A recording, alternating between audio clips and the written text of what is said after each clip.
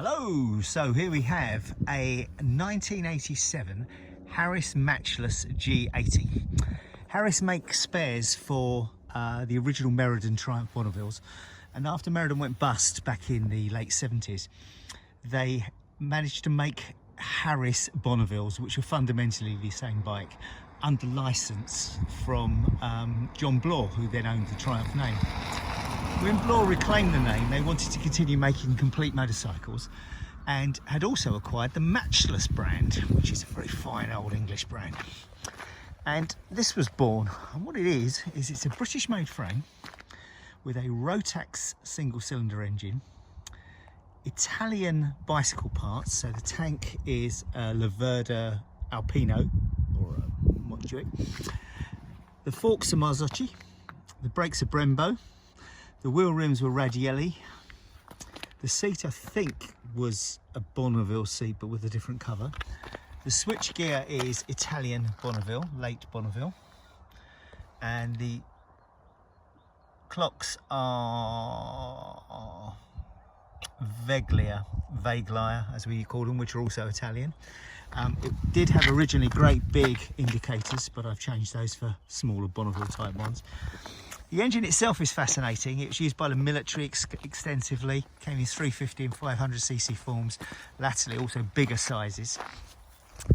Makes about 35 horsepower realistically, and is very, very tunable. They use them for all sorts of things, particularly in America. They use them for flat track racing and dirt racing as well. So you can make these really fly if you wish to. Two forms it came in, electric start, which was easily identifiable by twin discs, and the electric start, which you see at the front here, and the single disc kickstart only version. The single disc kickstart isn't very popular because they're very, very difficult to kick over, especially when they're cold, and the kickstart is on the left hand side of the bike, which is unusual in modern motorcycles. It's normally on the right. They only put about 900 in total, of which 300 odd are the electric start ones, and so as a result they're a very unusual bike to see. You don't see many on the road, and the people that bought them when they were new were people that hankered after the old British motorcycle and lamented the passing of the famous names, and had the money to spend, and they were getting on for £3 back in the 80s, which made them the same sort of price as a 750 Japanese bike. So they were very, very expensive, relatively speaking.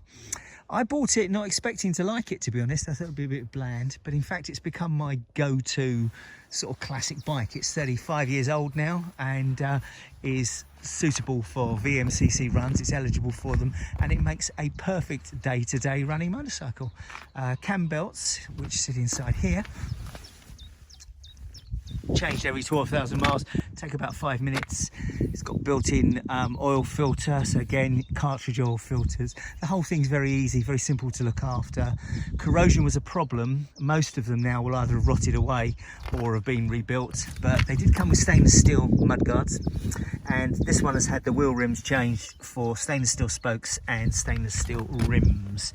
It handles beautifully. It's very light. It does about 90 realistically. It's not going to do more than that, and it does about 75 to the gallon. So yeah, overall it's a very nice bike. They were whisper quiet. They had a big BMW silencer. This has got a Gold Star silencer. Don't think it makes any difference to performance, but yeah, it sounds nice. Let's see if it starts. Bear with.